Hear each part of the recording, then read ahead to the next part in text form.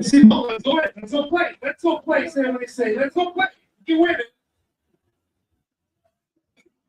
And he has to be lauded because in this time of protest, he was the one who said, no, let's go back in.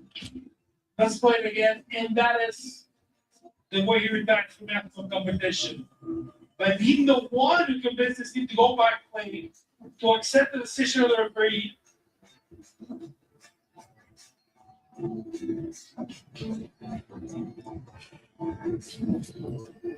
To go back in the pitch. Official ready.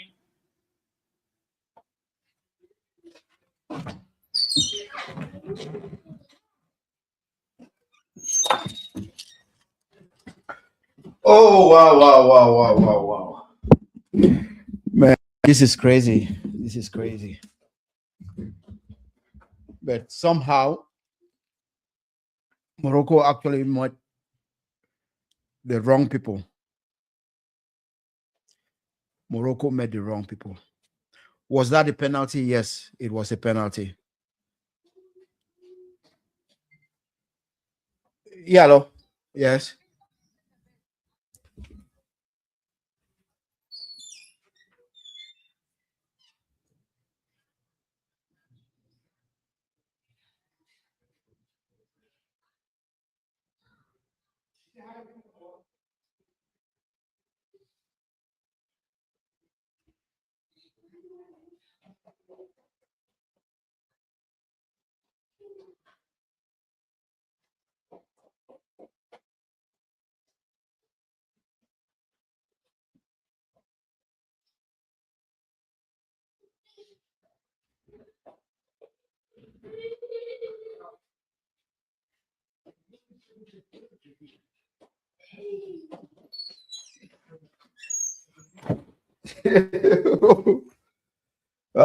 Man, this AFCON has been stressful. Like very, very stressful. From the Tanzania game to the Cameroon game, I had a feeling when I was watching that Cameroon game, and I said, man, I mean, why does a game have to be this stressful? I mean, Morocco, you have done so well just to mess things up at the very last minute. And yes, I'll blame Morocco and CAF because the incidents or the things that have been happening in recent days coming to the end of this competition is just outrageous. You know, I do understand that at one point, everyone was now focused on Morocco. At the beginning, it was not that obvious because there were many different games. No one focused. Morocco, whatever happened against Morocco, not everybody, was watching, especially against that Tanzania game. And one of the things that's so disappointing is that these decisions are happening. If it happens against Morocco, there is no VAR. If it happens against Morocco, there's no VAR. Like the game against Cameroon, you could see that, okay, there were so many things actually going wrong. Fans, we did watch. I see Wokia is laughing. Well, I will continue saying this, Wokia, because I know where you stand. But I'll continue saying that there are certain level of integrity when it comes to football. Look at the game being stopped for 20 minutes, 25 minutes. That hurts the integrity of African football. And no true fan will want this to happen. I mean, it's a disgrace. No matter how you look at it, it's a disgrace. The integrity of football. And I don't know how CAF is going to deal with this because this is what it's led to. However, when you look at the goal that Senegal was saying is a goal, The call was a soft one. However, the ref had blown his whistle. You know, you have to say it as it is. The penalty against Senegal, it's a penalty. There are no two ways of it. It's a penalty. You cannot pull down a striker or a player like that in the box and expect not to have a penalty. However, I think the accumulation of things coming from the complaint that Senegal had put forward. And keep in mind, these two countries are neighbors, so they know each other. I mean, the desperation that I saw, because at one point, Senegal was so emotional and said, okay, this cannot happen because we thought, the ref shouldn't have disallowed the goal. Of course, for me, two players fighting against each other and then one goes down, the ref should allow the action to continue. Okay, then he might go to VAR. But the ref blew his whistle early. So that cannot be a goal. But it doesn't change the fact that the players felt the bias from the ref. And that's what we're talking about. How can one team have so many 50-50 opportunities, 50-50 calls go their way? How can one team have so many 50-50 calls go their way? I mean, this was a beautiful tournament. The pitch, great for good football. The atmosphere in Morocco, wonderful. Great AFCON. However, moments like this just come to taint the competition and African football. The whole world is watching. You know, the whole world is watching. And this is what actually happens in the finals. This should never happen. I know they're gonna be fines, but hey, it's been done. I see Don Beto Don says impeach. Is it only a Motsepe? It's AFCON, it's CAF. CAF has to take. I don't know what actually had transpired with the security issues, the 50-50 calls. You can't let this happening on your watch. I do criticize CAF, Motsepe, Morocco, the refs involved, because I mean we all saw it. There are some calls that are just terrible. Exactly, Dr. T. I like when you come on. He says, I think two things happen. Rev should have waited for the action to end on one hand, and on the other hand, protesting by walking off is so disrespectful, and Senegal will be punished. Of course, let level minds prevail. Dr. T, you're so right. Because disgrace. I'm looking at this for me, it's just a total disgrace, a total mess. You cannot behave like that. It puts the integrity of the game into question. That's what we're talking about. I don't know, Wokia, Paul Wokia, the guy is so into his emotions and everything you have to argue as if you're in the streets and stuff like that. No, no. There's an integrity of the game. Game that we all love. We've seen this happen.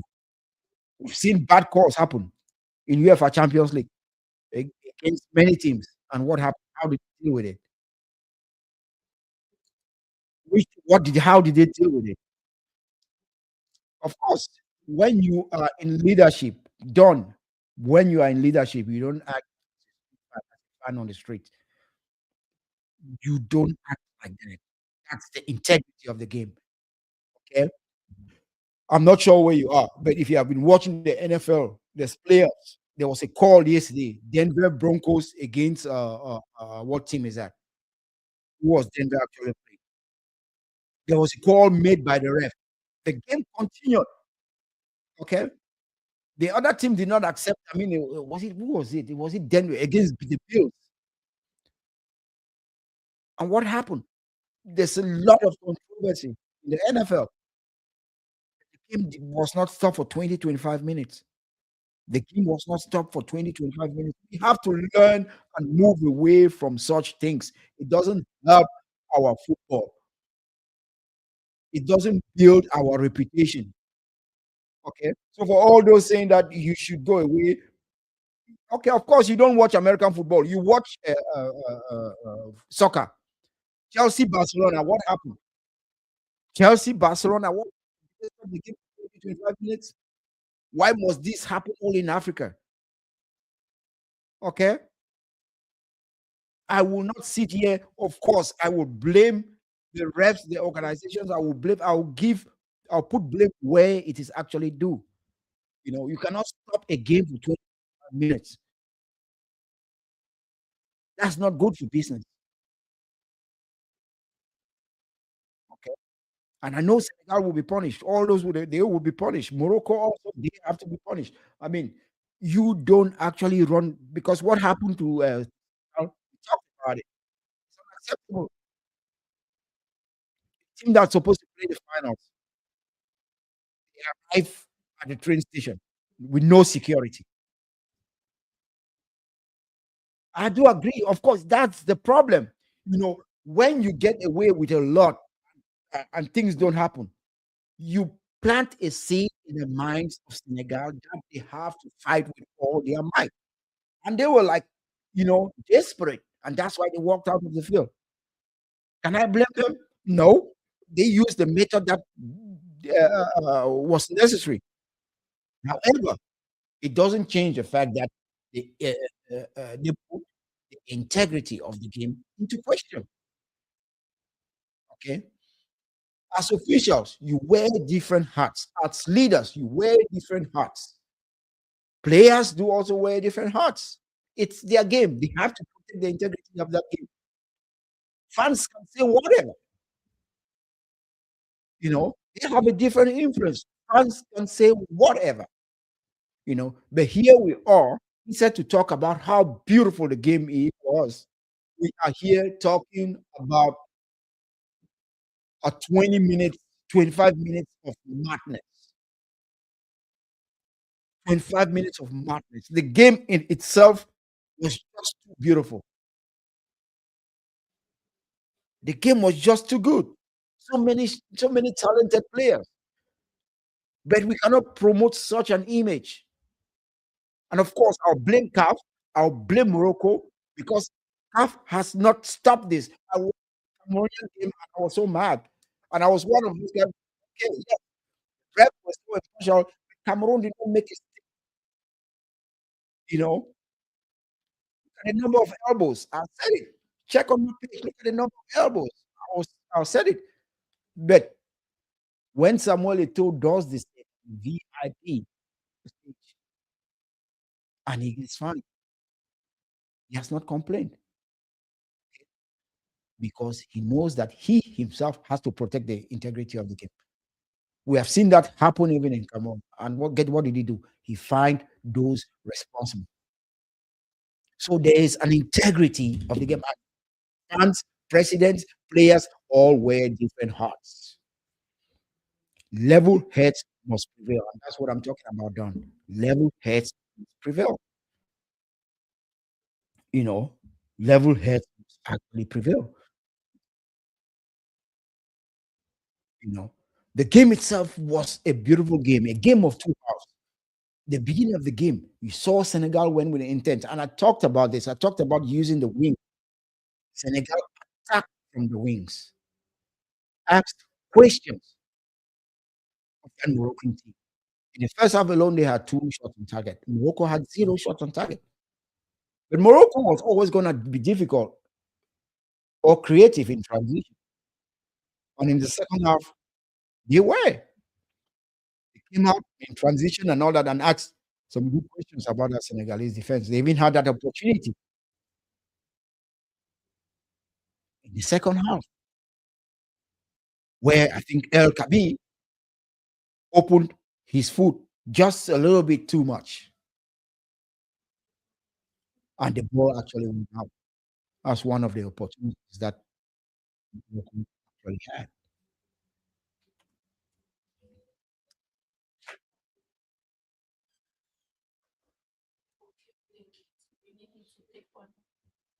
Maya, don't go store.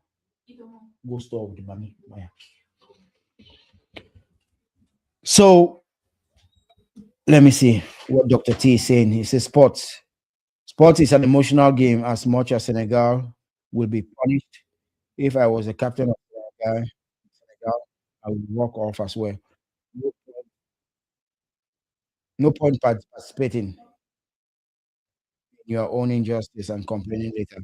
It wouldn't change a thing. They are always, of course, but Dr. T, Senegal walked out, but they came back. Guess what? If they did not come back, they wouldn't have won the game. Okay? If they did not come back, they wouldn't have won the game. You know. So these things actually do happen. I don't know what was going into Brahim's mind, why he took that penalty, but psychologically, it actually affected him. I don't know if it was planned that he would take that penalty because at the beginning you saw the veteran striker on the ball as if he was the one that was going to penalty, and things actually did change. I cannot stand and say Senegal was wrong or right because I'm not in their shoes. Yesterday or 2 days ago, when they arrived in Rabat, they had no security. I don't know what was going through their mind. The injustice, we all saw that. We got cameras everywhere. Ball has changed. It has come a long way. And officials or leaders should actually know that there are cameras everywhere. Okay, we have seen some very things, or with history, we have heard some very bad things happening during AFCON.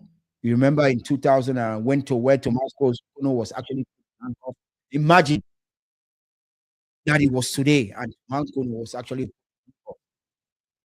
was that in Mali? Where did Burkina Faso? Where did that African competition actually take place? So these things cannot continue happening. These things cannot continue to happen. We need to protect our game because it's a game that we do love. It's emotional, as you say, Dr. T. You know, everyone has been talking about the referee. Everyone has been talking about it. Even Nigeria was talking about it. And I bet you those fans, neutrals who were supporting Morocco, turned their back on them. Yeah. And I would not blame some of their players because things like this is the administration, the leaders, those who organize. They are the ones doing all these things. Okay. And why CAF is letting a team like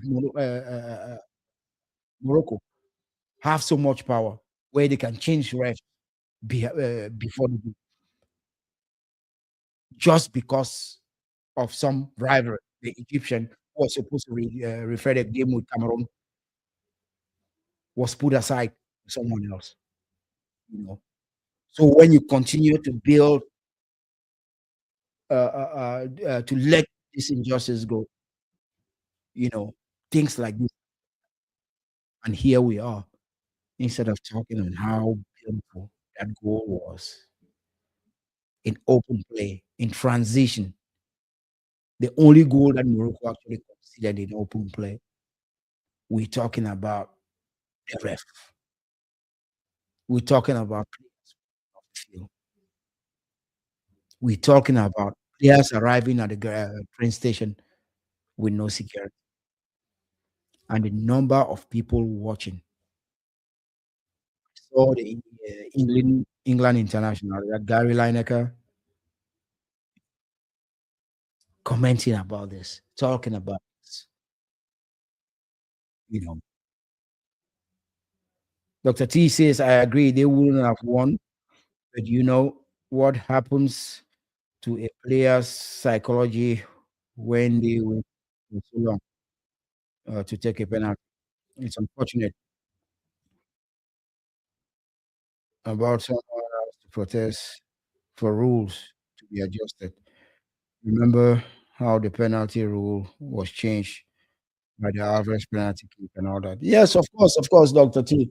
And that's why we have to be very careful, right? Because when we watch the European leagues, you watch European football, you watch football and all that, you can't see such things actually happen. You cannot see because they are well advanced, and they have understood that there is more to football. You have to protect the integrity of the game. I think Morocco just had too much power, and people have been complaining, and somehow, you know, no one was actually listening. I mean, it's because if you look at the game itself, as I said, the goal that was disallowed, the ref had blown before. Okay. However, we said he should have waited and let the action. But if you think that there was a foul between two players tussling, you know, that's what Senegal is saying. Okay, we feel cheated. However, was that a penalty? Of course, that was a penalty. The Senegal had just too much to lose. We're not going to take that line down. Keep in mind, those are their close neighbors. You know each other. So there are certain things that we might not know. There are certain things that we might not know. Money becomes the third African player to win two African Cup of Nations. Was that? I think Boma has done it. Did Boma do it? Samuel Eto'o, Roger Mila. Yeah, a bunch of players. Senegal, in my opinion, I was rooting for Senegal regardless, you know, and that had nothing to do with what Morocco was doing. I just thought that they were a better team, and that's why I was rooting for Senegal to win. And look at the goal that Gay actually scored. You know, it was a wonderful goal. The goal scored by Gay was a wonderful goal. Brahim Diaz, I feel sorry for him. You know what he must have experienced, what is going through his mind. But I think mentally, Morocco was damaged. Mentally, psychologically, they were damaged. There's no way, you know, you come to a game like this and then you have to wait 20, 25 minutes, you know, for a penalty to be taken. And you see the way he actually kicked the penalty. Some people actually tell me that maybe he wanted to miss the penalty. No, no, no, no, no. I don't think so. You don't take such decisions when it comes to a team. You don't take such decisions. You still have to step up and score. So I don't think he intentionally tried to miss that penalty. That's not actually what happened. He went up, he tried to score, and he made a bad choice, you know, to go with a stylish kick. You know, Yes, exactly, exactly. I mean, Tres Catos, I don't know where you are. If you want to come, I can send you a link.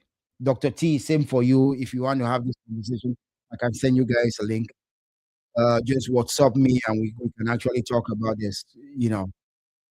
It's something that I'm a football fan, man. And I just want the best of our football. I just want the best of our football for our football. There's nothing about I don't support. It's not about individuals to me. You know, it's not about individuals. It's it's about the bigger picture. It's for me. It's about the bigger picture. I don't condone, such nonsense. You know. Okay, let me send you the link. Let me send you the link, bro. I don't condone. Let's have that conversation, man. I don't condone such. Uh, let's have that conversation.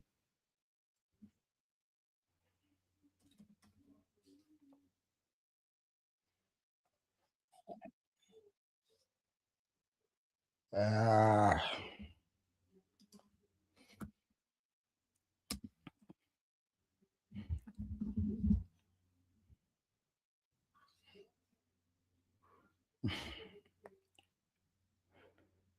It's a total disgrace for me.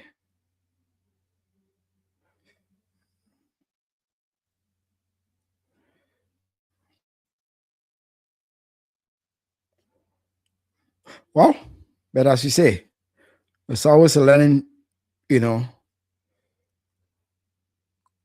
it's always a learning curve. Check your WhatsApp. I'll send you the link.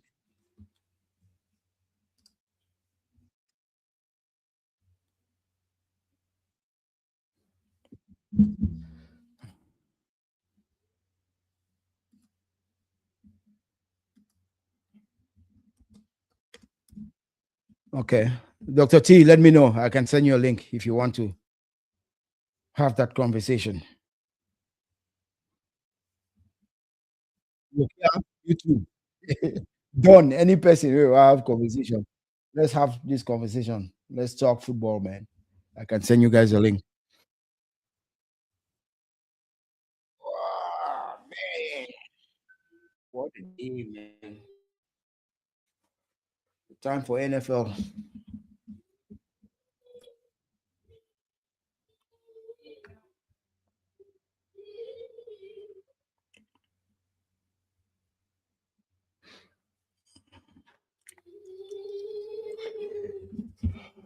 Ooh-wee.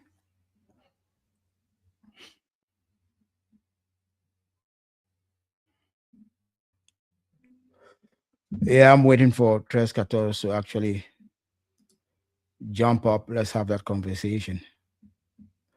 And as I said, these are not isolated. These are not isolated cases, man. Those who have watched this AFCON, I remember Egypt. How did Egypt win some of their tournaments?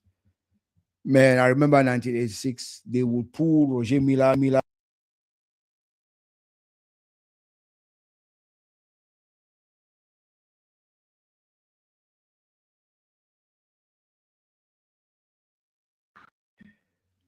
I remember in 1986. Is it 1986? There was an African Cup of Nations that Cameroon lost to Egypt. Mila was pulled, kicked. The ref just gave a blind eye. The ref just gave a blind eye. Man, times have changed. People won't take, the fans, players won't take this anymore. So everybody has to adjust. Football has to be fair, man. You know, 50-50 chances all going to one. Nah.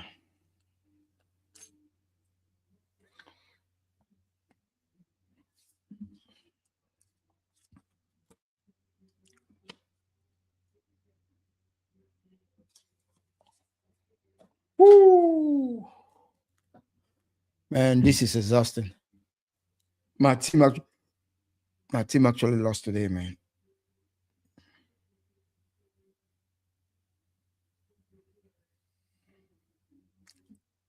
Tres Catos, where are you?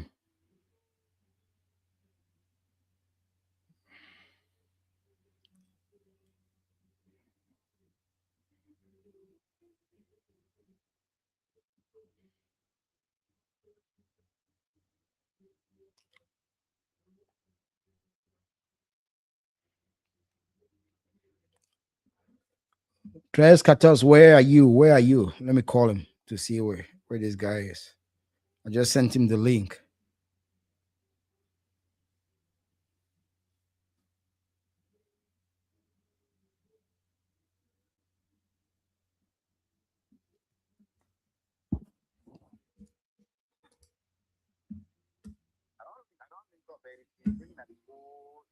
AFCON semifinals. No, it's not it. I think inside the team right now, 2 hours, 16 minutes. Hold on. Hold on. You sure hold on. Let me see. Share. Invite guests. Copy. Copy.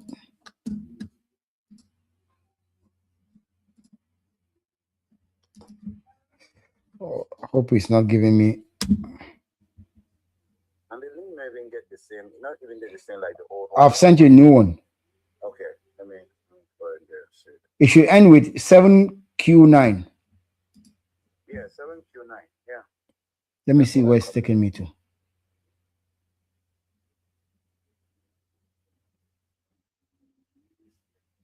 If you still get any of that, No, but that was it. That was it. You take that link. Maybe you are the one.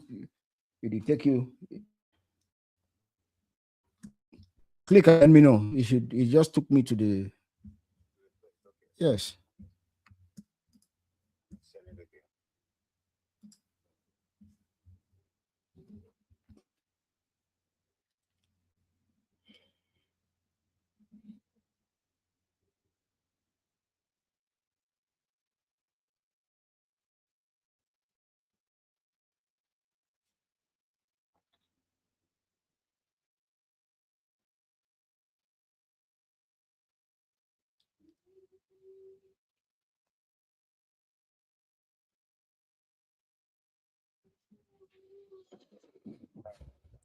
So, okay, no.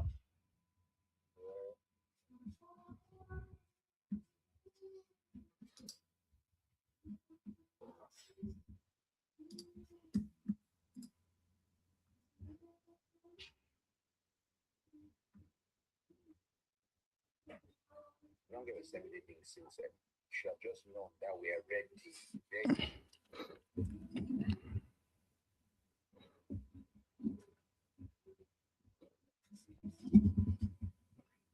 You do use na dial-up internet. Necessary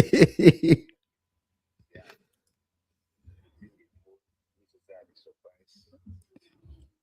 Why is coming on? What?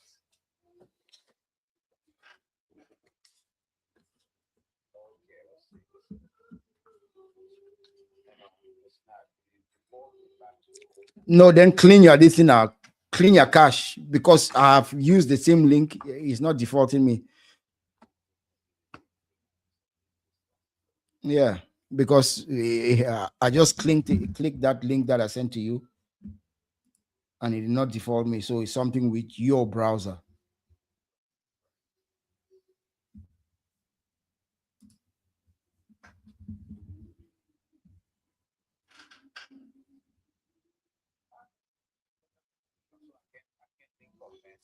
What browser are you using?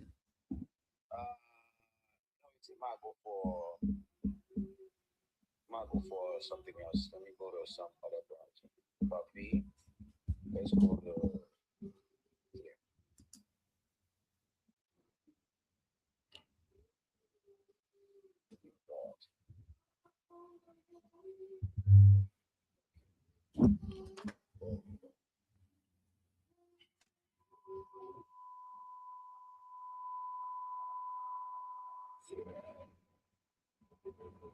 The whole media is talking about it.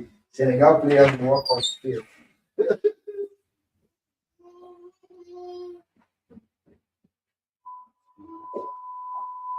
Yeah, oh,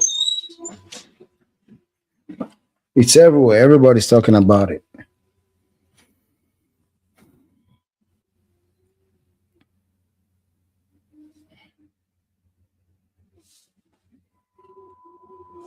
There you go. I see someone coming up.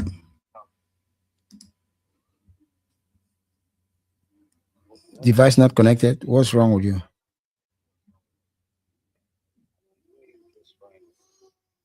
Refusing to. I'm not to other pages. I think my camera is shit. Yeah, that's what's happening. Close. Close. Close. Because I have you, but I don't see camera. Yeah, you should see me now.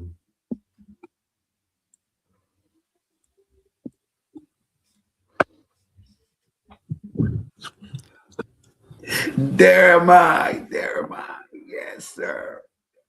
It's still loading. I'm on here, man. You're in? Yeah, I see you. I'm already in. Okay. You're holding your Okay, phone. cool.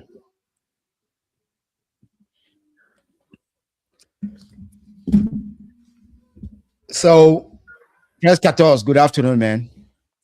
Good afternoon, my friend. Good afternoon, my friend. How are you? Thank you for having me on. As always, it's a pleasure to join you. You know this, man. Yeah. So, I mean, what's going on in your mind? Let's actually start with the controversy because that's what we can talk about. But before we even get to the controversy, it was a beautiful game. It was a display of African football, right? The controversy happens late into the game, but let's not take away from the beauty that Morocco so far had organized an amazing tournament, and it was an amazing, all around amazing tournament leading up to that controversy. So, and it was a game. This is number one and number two teams in Africa, right? So it was a game that either one of those teams could win, and Senegal was dominating the game, right? Senegal was putting their foothold on that game. So it's not just a game that we think that somebody wanted to hand it over to Senegal. Senegal could have won this game. Morocco could have won this game, but that was clearly a foul, right? The foul at the other end, questionable, but his hands were outreached to the defender. So if you look at it, it feels like he pushed the defender because his hands were reaching out. In football, that would be unnatural position. So it's a foul. It's a foul.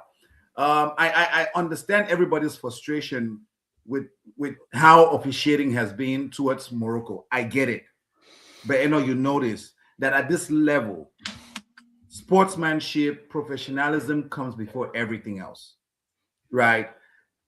Walking off the field, that was terrible for African football, man. And for me, there's no excuse. There are no excuses that cuts that. It was clearly a foul.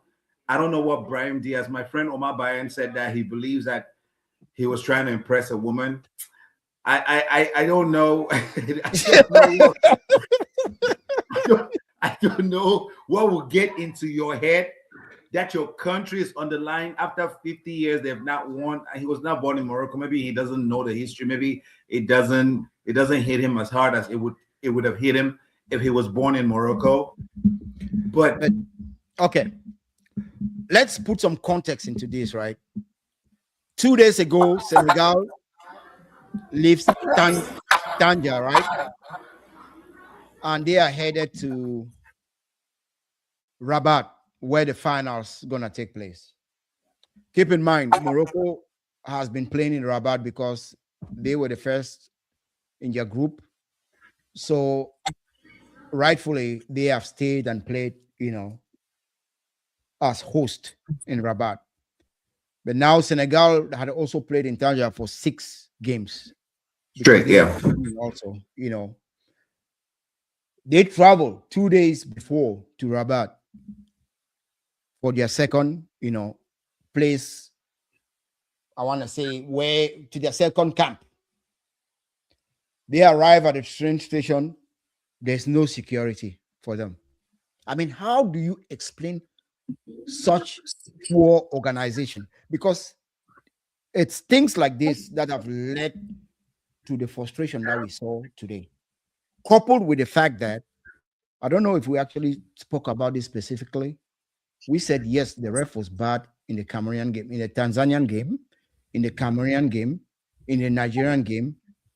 However, especially the Cameroonian game, Cameroon did not make a strong case to actually say, okay, Cameroon would have had a chance. We all agreed on that. However, when you keep doing such things, the frustration keeps mounting. If what happened today against Senegal was the only incident, we wouldn't have seen Senegal actually try to walk off the field. But in their minds, they come in and they said, okay, we have to fight everything. We have to fight Morocco. We have to fight the ref. We have to fight the 12 men. We have to fight CAF. So it's like me against the world. Do you think that their reaction is actually a fault of Morocco and CAF, and Senegal takes no blame? I mean, what are your thoughts? What can you say about this? Importantly, right? CAF failed. There are aspects where CAF would be pegged as having failed. logistically, CAF failed to ensure that Senegal had the necessary security because that's a CAF domain. That's not a Moroccan domain. CAF needs to allocate the security based on the organizing committee working with each team to ensure that they have everything that they need to ensure that the players have safety, security, and smooth transition. So, I mean, the game had to be played in one field, and it was always going to be Rabat. And it just so happened that these two teams have had lion's share playing in one field for 6 games, and for in the case of Morocco for 7 games. But CAF failed in that aspect. And the more people question CAF refereeing, we must understand that this is Africa, and we understand the state of African refereeing across the board, right? CAF is not going to manufacture new referees. These are the referees that ref your local leagues, and we understand the bribery. Think about what CAF has to do to find just a good quality ref in a continent like Africa, plagued with corruption, plagued with favoritism, nepotism, all kinds of isms, trying to find 10 good refs, right? So CAF has a lot of work with training its ref, making sure. A country like Nigeria has not produced a ref for 20 years. That tells you how far CAF has to go look for a good ref. So on the aspect of refereeing, it's both a continental problem and also a CAF problem. It cannot just be, CAF does not make these refs. They don't fall from the sky. And we're not going to go get refs from Europe to come ref an African tournament. So, right? I mean, you have brought up a very, very pertinent point, right? Because now, let's take the case of Cameroon, where we have seen so many controversies when it comes to refs in our local leagues. And as you said, Nigeria has not produced a ref in the past 20 years and all that. 20 years. The last time Ajab told me, 2006.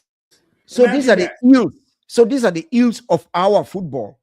Yes. Yet we feel that CAF will just come and cure everything because we are an African type of nation. Man's perception. Like you don't look at the root cause of the problem. You only see the immediate output, right? So what we see at the CAF, we're thinking, oh, there's some special refs somewhere that no, these are your refs that ref your local leagues, and you know how corrupt your local leagues are, right? So what should CAF do? Should CAF just take North African refs or the 6 countries that dominate African League football? That would just be it. So countries like Cameroon that don't play Champions League, those countries that cannot even make it to the Champions League, they never see. We have Mauritanian refs. It's a two-phase issue. It's a continental issue and it's a CAF issue.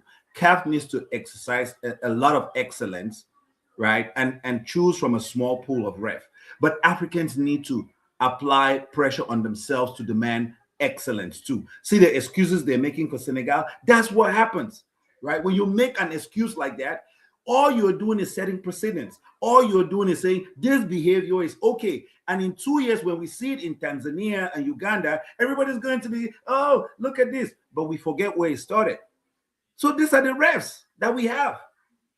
So Africans can either say, from now henceforth, let's bring refs from Europe.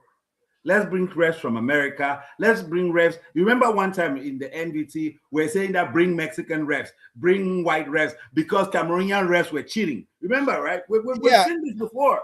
But you remember who stood against? I said we have to start trusting our own people. We have to start building a culture where we can hold our people accountable and responsible for the decisions that they actually make. You know, these things, as you have rightfully said, it happens in our leagues. We deal with it, we support it, we corrupt. That happened in Cameroon. Bob Didi and Samuel Eto'o, they were accused, you know, for using refs that actually influence games, right? Okay. Yes. And now you are talking about Nigeria not producing. How can Nigeria not produce refs for 20 years? You know, so these are ills of our football that we have to take a look at the root cause, as you rightfully say. You know, as you rightfully say. It's an everybody problem, but everybody wants to scream at CAF and like, oh, CAF is doing this like they manufacture refs. No, that aside, right? You asked another thing. These guys are professionals. At the end of the day, they are professionals. Listen, when this happens on the Sunday morning league, it's okay. We do that on the Sunday morning league. because we're not professionals. We're just driven by passion. We get angry. We do whatever we want to do, right? But professionals have certain codes of conduct that they must exercise. It does not matter how you feel. Look at Brahim Diaz. Let's use Brahim Diaz, for example. After missing that penalty, right? His entire nation, he knows he has failed his entire nation, right? But guess what? He was still highest goal scorer of the tournament. You think that the CAF has time to let him go and cry behind the scene, let him go and deal with his emotions behind the scene? No, you will come and accept your trophy. You will take pictures and you will shake hands with everybody. You will do the protocols that have been assigned to this award. It does not matter how you feel. It does not matter. Nobody cares about all of that. Okay, let me read. That you follow due process. Let me read something that came up, and you just let me know what you think about it, right? Yeah. This is Claude Leroy revealing to us. You know, Claude Leroy also coached Senegal, so he has a relationship with Senegal. This is Claude Leroy revealing to us, because at one moment I saw him and Sadio Mane speaking. So he revealed what he said to Sadio Mane. Sadio Mane went up to Claude Leroy. I saw he also went out to El Hadji Diouf. And they told him that he should get back to the field. You never know what will happen. Go and play. A white man's mentality. He's like, go back, because No, they will don't never say the white man's mentality. Sadio Mane also told him the same. No, but Sadio was already out of the field. That conversation was happening with Sadio off the field. No, I mean, we're giving Sadio credit, right, for calling his team back and saying, come back to play.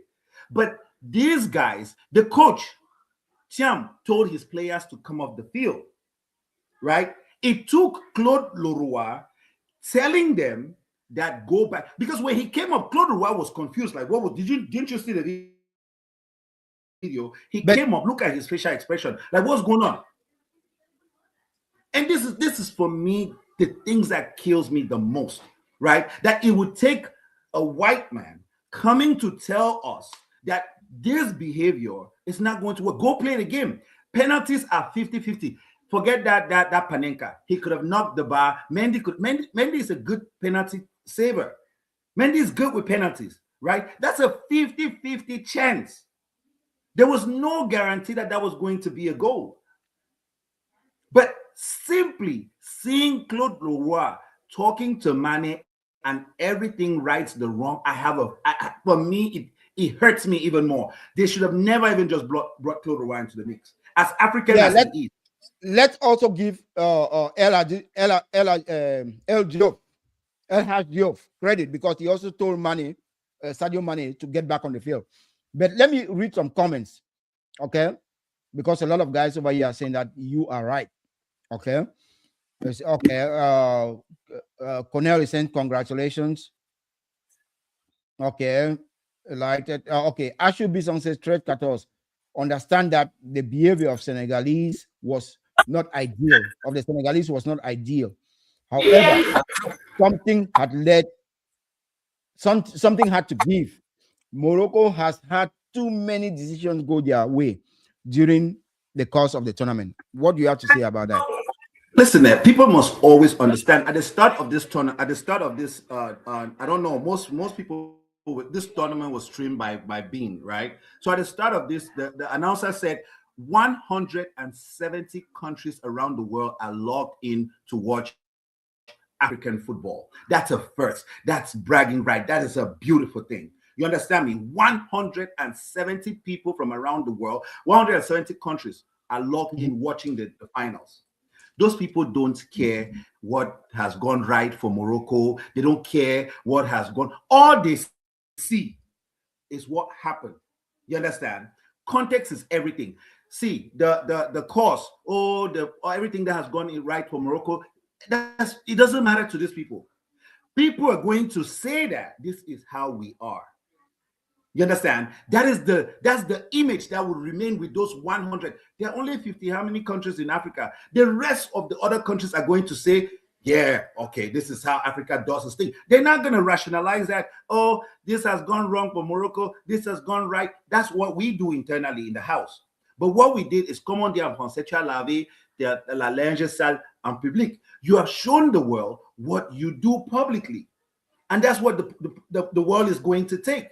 right? So it's not whether it's not whether everything was going in favor for Morocco. It's not. We all understand that we have decried officiating. We have decried what CAF has done. That it seems like they just want to hand the trophy to Morocco. We have decried all of this, but these are in-house cries. What happened in the face of the public is what is going to be on New York Times tomorrow, is what is going to be on every Western paper tomorrow. Senegal walks off the pitch because they were not satisfied with a call. That's what we are going to be known. Nobody's going to be talking about, oh, Sadio Mane has achieved this award. This is the game. The goal was a beautiful goal. Nobody's going to talk about those issues. What is going to trend is the walking away from the field. So we must be very careful what we decide to brand. And Guillaume Monikang actually agrees with you, right? He says, Trace, you were very right about the African game officials. And Trace Katos, I understand the behavior Senegalese was not ideal. Okay, I already read that. Taking a Panenka in a game of this magnitude is downright arrogant. No, of course, we can say that taking a Panenka, and for those who don't know Panenka, what that Panenka means, it's the way Brahim Diaz actually came to kick that penalty. Of course, we can say that after the fact, right? But we should understand that this game is very psychological. It took 20 minutes, 25 minutes. You know that you're going to kick a penalty, okay? Your nerves is already working on your nerves. 20, 25 minutes, you're already cold. So how do you reignite yourself? I think the Moroccan players were victims of their own, somehow, if I'm going to blame, Morocco organization, for not providing security to Senegal, for all the 50-50 chances going to Morocco. So I will say, because I'm treating Morocco here as a unit, okay, I will say they're a victim of their own undoing, because freezing a player for 25 minutes and to come and take a penalty, it's not an easy job, because no, but nobody freezed anybody, and you have no. That's what they say in football. It took from the time the penalty was awarded, from the time to the time the penalty was kicked, that's about 20 minutes. That's freezing. Yeah. But this is not an infield argument. This is Senegal refusing to play, right?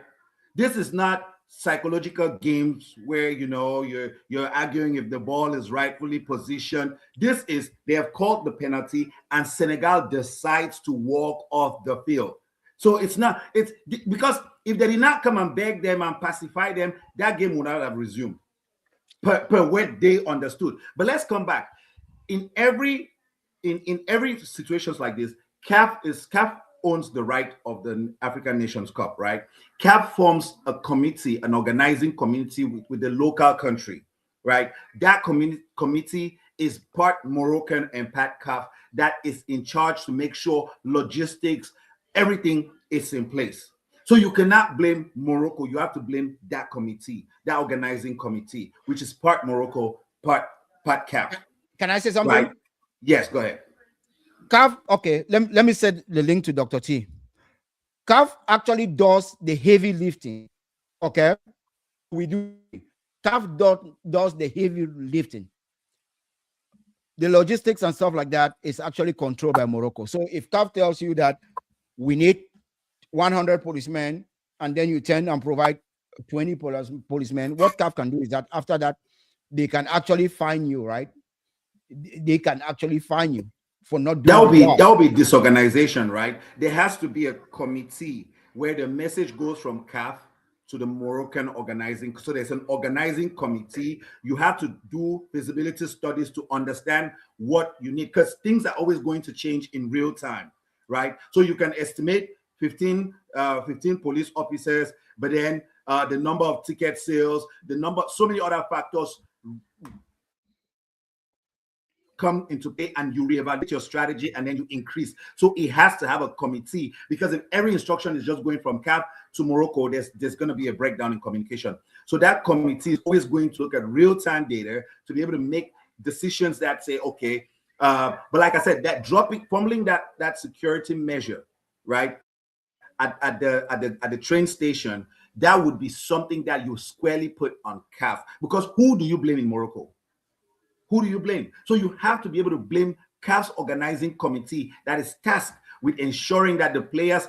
Remember one time it was where was this African Nations Cup where Togo decided to drive and go through a war zone in Angola. Angola, right? Remember, and they had warned. They had warned, the organizing committee had warned that nobody should drive. But of course, we always do what we want to do, and then we blame other people when bad things happen, right? So it's something like that. So there's an organizing committee, and there should be a protocol on what needs to happen, how traveling needs to happen, what time of the day. So everything is coordinated for safety, for security, and for smooth organization. So it's not just anybody doing whatever they want to do. So that when there's failure, you can find out where did it fail, who was responsible, and then you blame that person. You cannot just blame Morocco. Like, what does that even mean, right? So we should be able to know what box was filled, who was responsible for this particular task. And then when we're doing a retrospective, we can go back and say, okay, this is where we failed. So when we go to Tanzania, Uganda, and Kenya, we understand that it doesn't happen again. It is constantly building. We need to constantly build and improve. Yeah, but what I'm telling you is that because I listened to the press conference of CAF, and that question was brought up about security not awarded to Senegal, and Motsepe said they will investigate. Exactly. So goes to Morocco. Blame goes to so I guess we'll disagree, but I think that the blame will go to the organizing committee. It is their job to ensure security, right? And the organizing committee, I understand we're just disagreeing maybe on the language or on the verbiage that's being used. But who's the organizing committee on the ground? It's a group of people that constitute Moroccan Federation people, Moroccan civil society, and a lot of. We are talking about security here, bro. We're talking about security. Yes, but that's just one part organize that committee's job, right? Security. So they might have the chief of police, they might have a police Moroccan security agent in there that needs to understand the needs of CAF, the needs of every team, so that they can fulfill it. So that communication needs to trickle down to the last person to understand what is needed, how it's needed, and what resources are available, right? So you cannot because Morocco has to also contend itself with other factors, right? So for me, give another example. Let me give another example. You remember the incident where people were smashed at the stadium in Cameroon and some died? Say that one more time. Do you remember the incident in Cameroon when some people died? During the gate when they were trying to go through the entrance, right? Yeah. I mean, what do you blame? It's the same security issue. Organizing committee, right? Organizing committee. No, to speak. My brother-in-law was listen right in front of them. Tres, this is. You know what happened? Do you know what happened before that stampede happened? It's the culture. Tres 14. It's Cameroonian culture. They had shut down all the entrances and limited entrance to just one because some top, I don't know, president or somebody was supposed to come and they had shut down a lot of gates, right? And CAF was pushing back to say, you guys need to open the gates to let the flow of traffic. And there was just one entrance. When there's one entrance, people are going to stampede on one. That's just what stampede is, right? Yeah, but Tres, what I'm saying is that CAF does like the heavy lifting, right? Because CAF doesn't have the manpower to micromanage, to do certain things, So when things like this happen, right? Whoever drops the ball, let's say if it's the light lifting that is done by the locals, all CAF can do is that they investigate and levy a fine. Of course, in the big scheme of things, we'll say it's CAF. But since we know how these things work, we will say, especially me, I will say Morocco actually dropped the ball because Senegal cannot come in to play a final and they don't have protection. I sent an invite to Dr. T. I'm not sure why he's not joined yet because I would basically like to have his opinion on this. So while you continue, I'll just mute myself. I'll give him a call to see what's happening. Yeah, but okay. These are comments. Let me just react to some of the comments. There's Don. Oh, he's here. Yeah. Go ahead, Okay. react. Oh, the great doctor. Thank you, doctor, for joining. Yeah, good evening, guys. Good evening, and congratulations to True Lion for all the work he's been doing in the last for the last 1 month. That's fantastic. And thank you, Tres, for jumping in. I heard you vibrating. Of course, all the time. I thought I should join to nullify all your points, but of course, yeah, I've heard some of your points, so I'm here. It's been long since I used this, so I was trying to find my computer. Okay, so Yes. we were talking. Let Tres just go ahead and read some comments. Then after, Yeah, I was going to read Don Bertolucci's comment, who is saying Mosepe, Dr. Mosepe is the worst CAF president. Like when you say things like this, right? What are you measuring on when you see somebody has improved the value of CAF from $500,000 to $7 million, and you brand him the worst president? The quality of football has improved. I mean, we have improved the number of players to the number of teams to 24, and he still gets dragged in because poor refs across Africa cannot ref a game. What do they want the man to do? Right? These are comments coming from Africans, right? And Dr. T comes in swinging that he would nullify. Dr. T nullified that comment.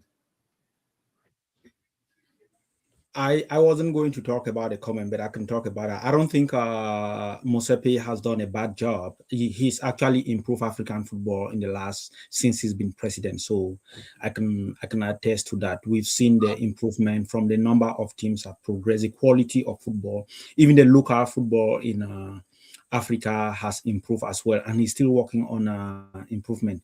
A few days ago, is it yesterday or 2 days ago, he provided a roadmap of some of the activities and how he would want African football to be played. It's maybe it happened, but I wasn't aware.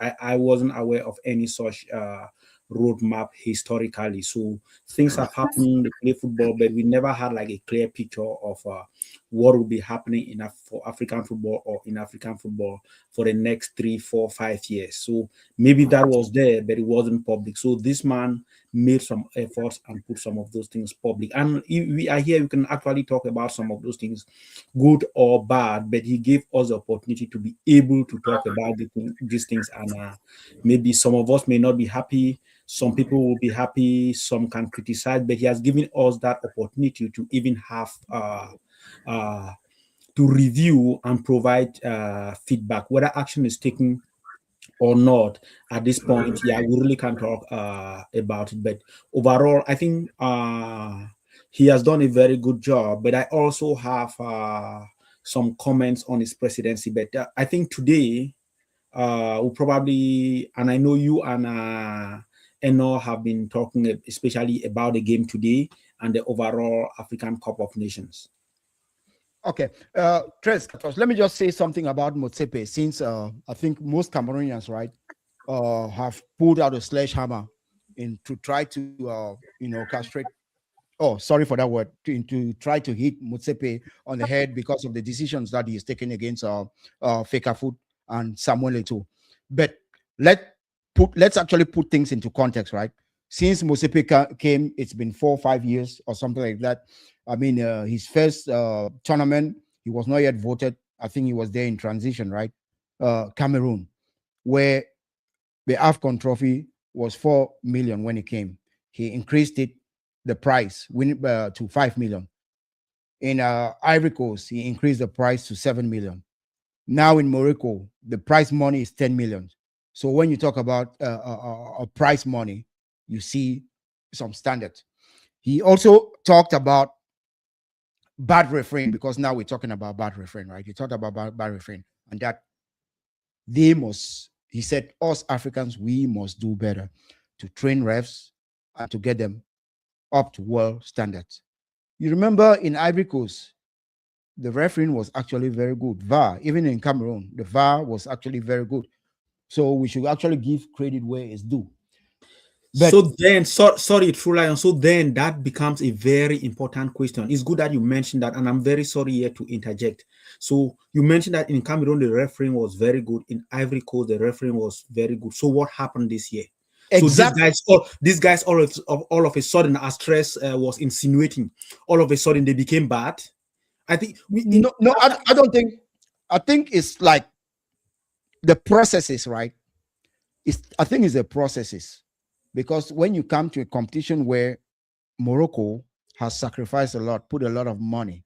When you have lots of money, you start influencing decisions, you start influencing calls, and CAF has not been able to curb that, because, of course, I can also criticize CAF and Motsepe, that leadership, because he is not perfect, but biases like the comment that Trula, you know what I would say? I wouldn't blame Morocco anything, whether money or no money. I wouldn't call Morocco organized that tournament.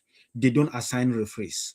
I know, like, CAF started making some decisions that didn't make sense. When I believe, was it Egypt or Algeria? One of the countries protested against a referee in their Morocco match. protested against a ref from Egypt that was going to refer the match Cameroon Morocco. So that changed a lot of things, and that is when I thought, like, CAF is falling for some just pressure. You assign your referee. They should go and do it. You should believe, you should be able to convince the teams playing that whichever referee you appoint is capable of doing your job. It doesn't matter the nationality. Can I jump in? There's things I'm hearing here. Listen, I think that, right, as a product continues to get better, expectations for that product changes. It evolves, right? When we're in Cameroon, nobody was really highlighting the referee. We were just amazed that Cameroon can even organize a tournament, right? So that was the bar. That was the bar for Cameroon. Nobody was out here. There was a ref that called the game at the 70th. Yeah, but we evaluated that ref. But the standard. No, hold on. The standard was just that Cameroon was able to organize a tournament after they had postponed. So nobody was highlighting. So when you fix that, and then we go to Ivory Coast, right? So now the bar goes a little higher, right? And we are amazed at the level of infrastructure. This is all that came out. So again, nobody is highlighting the mistakes or the little things, right, that the ref does. So now we have seen that Cameroon can organize a tournament. We have seen that infrastructure can happen in Black Africa. And when we come to Morocco, those things don't impress us anymore. Now we can analyze the game. When we get to analyze the game, we see mistakes. Then we focus on the mistakes. That's where we are today, right? How will you analyze a game in Cameroon when you are just amazed at this country doing the bare minimum, right? Okay, what were we talking about in Cameroon? We were talking that Morocco brought their own water to the Nations Cup. This was the conversation that we were having. Okay, you continue reading some of the comments. Just continue. Let's finish with the comments. Okay, I just wanted to talk about that ref issue, but let me see what comments are coming up. Terrence, if you see any that's updated, the guys bringing your comments. Yeah, let me check. Let me check the comments as well. The Donald is saying something. I want you to read that. But while you are reviewing those comments, there is something I know, Trace, you and True Lion have discussed something that I want to give an alternative view on that. On the behavior of Senegal. I know this is the first time that I mean maybe other teams have worked. Ajap is not there. If Ajap was here, would have given us a team which may have worked out. But like, I don't think there's anything wrong in protesting. It's the first time. Bullshit. So what? Someone has to protest for things. So someone has to protest for things. Let me give you an incident. Cameroon was playing in Burkina Faso. Thomas Kono got handcuffed. Yes. Thomas Kono got handcuffed. Cameroon never walked out. No, that was in Mali. That was in Mali in 2002. That was before the game. That was even not during the game. That was before the game. It doesn't matter. No, but they came and but how can you walk up before the game? You can't walk up if you're not even playing. Dr. T, but it doesn't matter. It's also like part of the meta game, right? I'm just telling you about irregularities. I agree. Nobody has walked before. Are you allowed to protest? Is it okay to protest if a wrong decision is taken against you? Dr. T, Yes, the protest. Can you- Stay in the pitch So and you protest. so can you choose how you protest? There are channels. Yes, as We have professionals, channels. We to have choose how to pathways on protest. how No, to no, can protest. you choose? No, there are channels. You can choose how you protest. It may be wrong, I agree, but someone Did has- DJ Drogba not protest against Barcelona? yeah, he did. Of course. Have But players not walk off the field before because they were thrown with banana peelings? oh yeah. Again. That's So a, can that's you a whole protest? different. So, That's one so- player. So you That's can't be one- you can't be that's calling one- Senegal that's out for one- protesting. No, Terrence. That's one player, right? Who was attacked and called a monkey, and they walked out of the game. That's one player. It's not a team. It's not an entire federation, and it's not an entire country. No, Let's I put things in understand your context. point, but like the thing is that so okay, they walk off, but what were they doing? They were protesting. Let's look at it. So a wrong decision was made. They protested. It may There was not be no the right wrong plan, but they decision. protested. No, there was not a No. wrong decision. It was a Dr. T, penalty. what decision was wrong? What decision was wrong? It was The a referees- penalty. No. They were. I don't think they were protesting the penalty. They were protesting the decision before. It's unfortunate. You that cannot they didn't- protest the One decision decision? before in that Why? instance. You don't decide when they protest. No, and this. You can't say they can't. You don't decide when they Listen, protest. I've always said that, right? For us, the bar is always low, and we keep trying to stay there.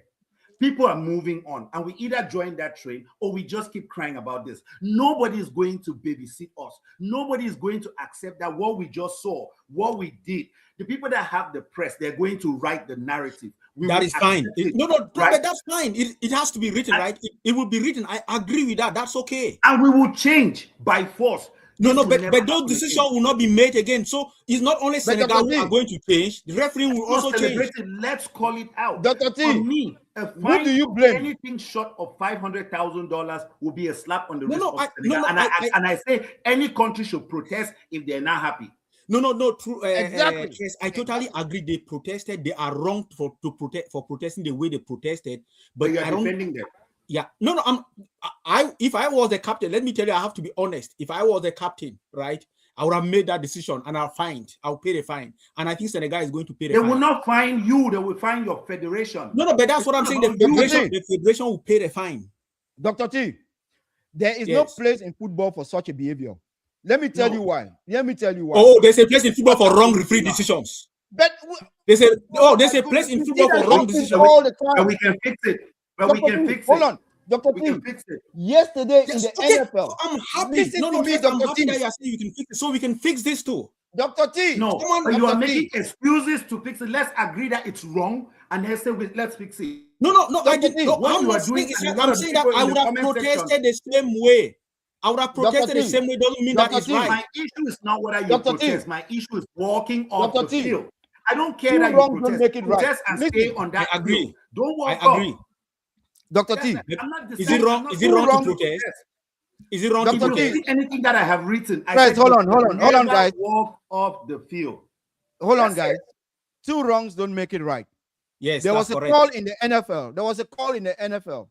The Denver Broncos against who did they play yesterday? The Denver Broncos. The Bills. Bills. Last moment of the game, extra time. There's a turnover. Okay, it was blown on the field as a turnover. However, there has been difference in opinion because the receiver caught the ball and he was down.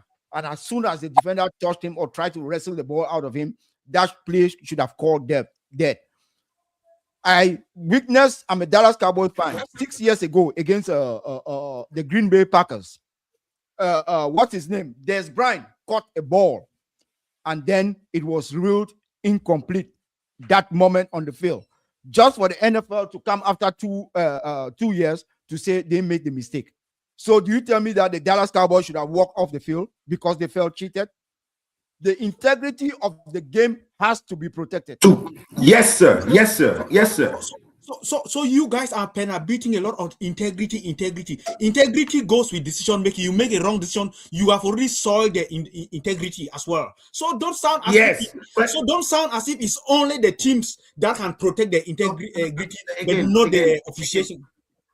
Again, Terrence, I do not oppose Senegal protesting. I do not oppose. There are avenues. There have been games that the game Congo. I'll try to stay in football because maybe a lot of the audience don't even know what NFL is and they're not following it. Nigeria Congo, right? That game ended. Congo won. What did Nigeria do? Nigeria protested, right? They protested. They wrote petitions. There are avenues where you can protest, right? What you don't do at this level, right, is walk off the field. There's no room for that. At this level, this is what I'm saying. They walk off the field, they will be penalized. There should be nobody that even says, I understand what Senegal was doing. I understand what they were doing. They were emotional. So then you are giving reason. But there's a reason for everything. Again, I'm saying that if you're giving reason, you're sounding as if Senegal just went to the field and walked out. No, that is not how it happened. They went to the field and walked out. No, they did not go to the field and walk out. A white man had to come and beg them to come back and play. No. Argue all you want. Claude came to the field, he was confused. Go look at that video. Claude came, he looked at it, he's like, what are these people doing?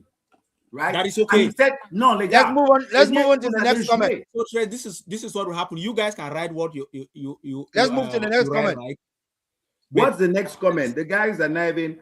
Let me see. What's there? I know if you see something. Okay, there's Rolandium, right? My very good friend, who says, I totally agree with Senegal walking off the pitch. And this is what I have a problem with. There is nowhere anybody. Just listen, this is what I'm saying. I don't think you know where it comes from. Terence, hold on, Dr. T. Let me listen. You know where this thing comes from. More come up for fee. More come out. This thing is inborn. It's in our stomach. Dr. T, should England have walked off the field when Maradona scored with his hands? If they walk out, we will be talking about it. No. If they but Dr. T, where is the root? Walk out for us to talk about it. Dr. T, where is this thing coming from? This is what we have. We do. This is our form of protest. This is what we do when we don't like something as Africans. We walk away, right? So it's an innate culture that we need to go into our esophagus and pull it out. It needs to come out. Because in the space that we are existing today, in the global space, it's no longer accepted. I'm telling you, look at the people that are agreeing. They're only going to be sub-Saharan Africans because this is what we do at a very basic level. And now that we have gone, that's why I'm saying, just go ahead, Dr. T, go. Take a few minutes. Watch how Claude Leroy walked up to that field. He could not understand what is happening.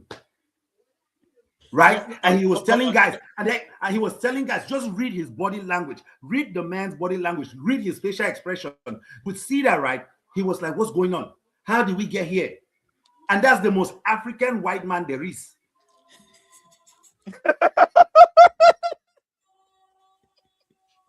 Right now, but at the end of the day, he understands that, right? This walking off the pitch has no place. This is the pinnacle of African football. Mistakes should be content, like piecemeal. Hold it at the very basic level, but at the highest level, we must be very serious. If Senegal does not get at least 2 years suspension, CAF is playing with fire. I think Senegal will be suspended. They even risk not coming to the World Cup. So that one, I'm very. If they get that ban, CAF can penalize them whatever way they want, and they have the right. Yeah, but they also made their point. They protested. Okay, and they should celebrate their protest. They have their Nations Cup, right? Yeah. Period. Yeah. So that's my only point that I have to say. That was wrong. If the Nations Cup that Senegal just won, and Senegal could have won this Nations Cup handily, like we started, Senegal is an amazing team. Just looking at their depth, see they are taking off Diouf, Bench, Jacobs. Yes, right. He did. Look at the kid that plays. He actually called Mane to go to the dressing room and bring the other guys. I saw that. Look at us. Look at us Mondial. They say. What are they saying? Can de Motsepe l'arbitrage une honte? So this is my point. So this is something very important. Like, we can talk about the decision, right? But let Lemon write what Lemon wants to write. Lemon will always write what he wants to write. They will always find something to write. So that's But how does okay. that work for us? And Dr. T, how does that make us better? How does that make us as a people better? How does that make our product more consumed? Because remember, we don't buy this product. You think AFCON is better today because of what Lemon wrote? I don't. You think AFCON is better because what Lemon wrote? No, I'm having a conversation here with a brother. I'm saying that right. The African Nations Cup, as Africans, we don't even consume that product. We consume it. We don't even consume that product. No. Do we pay for it? Do we pay just value for that product? Do Africans pay just value? Do they go to the fields? Do they spend money on teams? I did not. I saw the finals today was very full. Morocco was playing. Did we see the third place game? They had 35,000 people, spectators. Okay, this is what I would say, right? So we know we have to get the product better, right? And we are divided in opinions, but we should keep in mind that there were a lot of neutrals. There were more neutrals, let's say three quarters neutrals watching this game, other than just Senegal and Morocco. True. A neutral does not care what happens. They want to be entertained. What Senegal did, CAF has to come down on them with a huge fine. Suspend them even for a year or two. I will be happy, because things like this in football they don't have their place in sports. I go there to pay for entertainment. They don't. Yeah, and that's not what I want to watch. Comments I did mention that I think Senegal will be heavily punished. It's even possible, like I said a few minutes ago, it's even possible that they might even withdraw their qualification for because they're qualifying for the World Cup under the CAF ticket, right? So it's possible if CAF is suspending them from football and footballing activities for a period of time, then it has to the World Cup has to be pull their qualification. Fair. Can I say one more thing? Can I say one more thing? That's a good point. They should be suspended like that. In a tournament where they don't have enough security, a ref can be killed for things like this. And we have seen refs being killed for things like this. So when we come here and say that things like this should not happen, should not prevail, CAF should actually set the example, because as Tres said, and rightfully said, where are these refs from? They are from our local leagues. And these refs are not corrupt because of CAF. They are corrupt because of the culture that we do have in Cameroon, in Nigeria, across the board. These refs are not coming from CAF. They live in our communities. Okay? And we are just showing how we actually run our football. That's what it's all about. You know, because how can a country like Nigeria for 20 years has not produced an international ref? And now we can talk about Nigeria. Let's talk about the refereeing in the competition overall. So some decisions were made which were not. Some people did not like it. I wouldn't say wrong. I wouldn't go to judge why Nigeria is not producing referees. Why not? Why not? That's part of the problem. So this is the question. So you're asking, why has CAF ever told you that they don't have enough referees? Most referees only come that's from what Nigeria. We are seeing. This is the best referees. These are the best referees we are seeing. So this is what I think. So this is what I think. I watched the decision that the referee make. Let's be honest.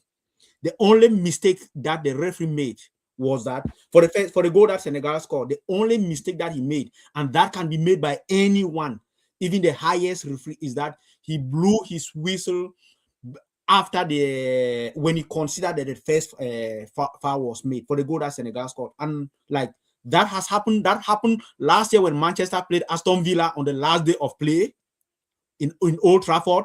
So that can happen anywhere. So I can't blame that referee for something he did not do. He blew. Dr. T, how do you know that? The noise in that field was deafening. How did you hear that? We only saw the game stop, right? Nobody knows when he called the game. So how can you? How can you ask? How did I hear that? How did the player follow the game? Yes, he blew his whistle because if you see the action, he had his hands spread out. So he blew it before the ball actually hit the net.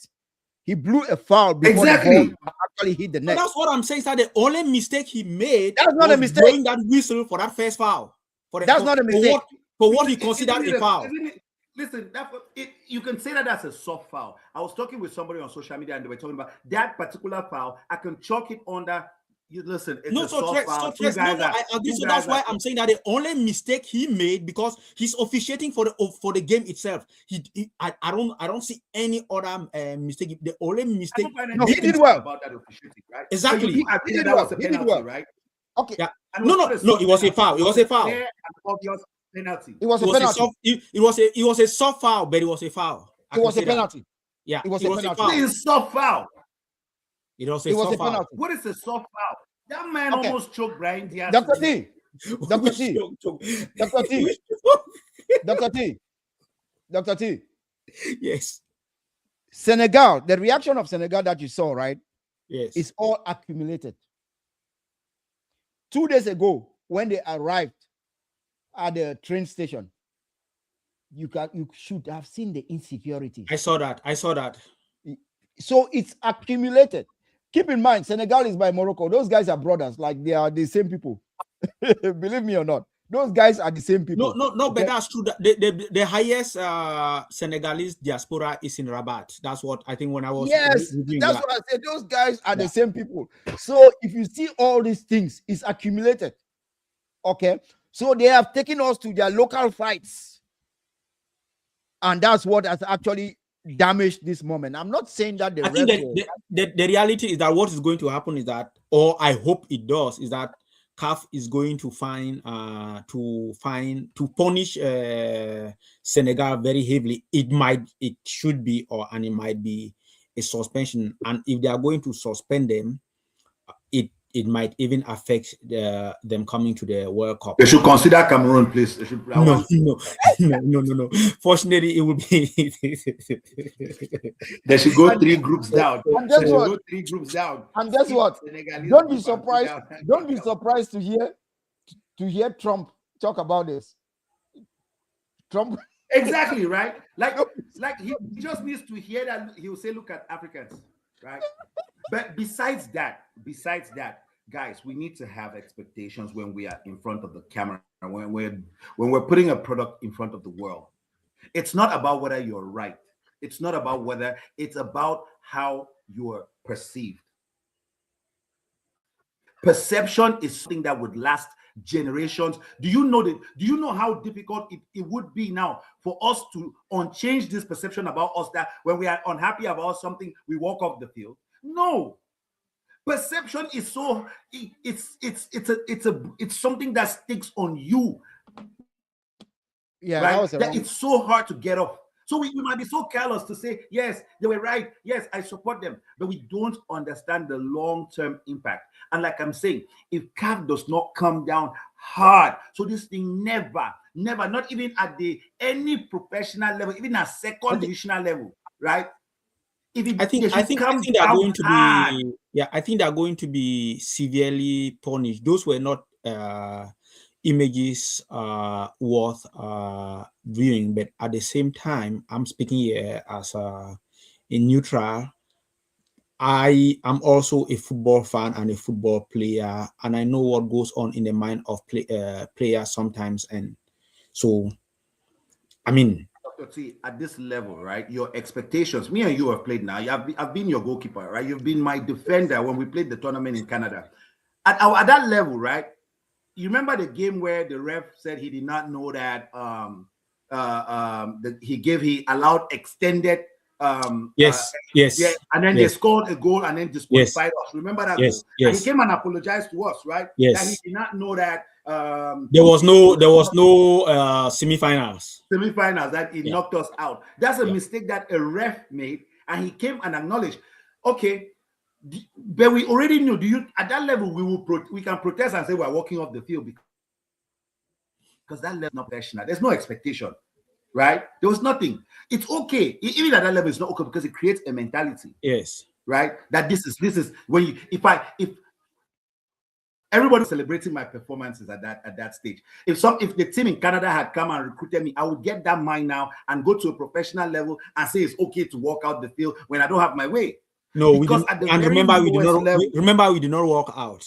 Just but because we did not know, we only found out that we were cheated. No, I already knew because my 20 minutes will play like 40 minutes a day. But that's what I'm saying. It's ingrained at a very local, small level. And this is what we take, for example, that the foundation, if you have the foundation wrong, no matter how you grow, it's going to manifest in ways that again, fans are okay to say, yes, let's walk out of the field. That's what fans do. They're passionate. But those players, right, they have licenses. When the player does something and they ban them, it doesn't affect a fan, right? So it's for me. I see. So that will go to the coach now because it was the. It's okay to be passionate, but let's have a constructive conversation to move African football forward. Yeah. So now let's talk about the game itself. Right? How do you think Morocco actually approached that game? Because I think they were looking to control aspects of the game. This is what I suggest we do just before you ask. Like we've had this discussion for a very long time. For those who want to listen, they might think that is only the discussion. So if it's possible, if you agree, you guys agree, maybe you just create a different link so that we start like talking about the game a little bit, if that works. So that would be something new. Because but then everybody will jump out and them, they're not going to connect back. So all right, okay. I think he can segment it. What he can do is we can have it and then he will go back and edit it and then cut it into segments. Oh yes, okay, yes. Yeah. I forgot about editing. Yeah. So talking about the game, right? People if they jump out right now, they're not coming back. Master, we don't forget people don't edit now. Talking about the game, right? How did you guys think Morocco actually approached that game?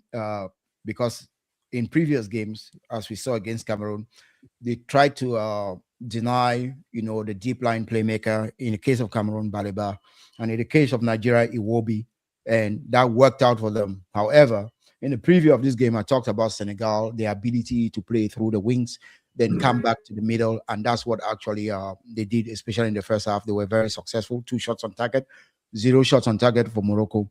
Did you guys think that the tactical approach actually favored Senegal more than Morocco in the whole entirety of the game? I can start with you, Dr. T. Okay, yeah. So I think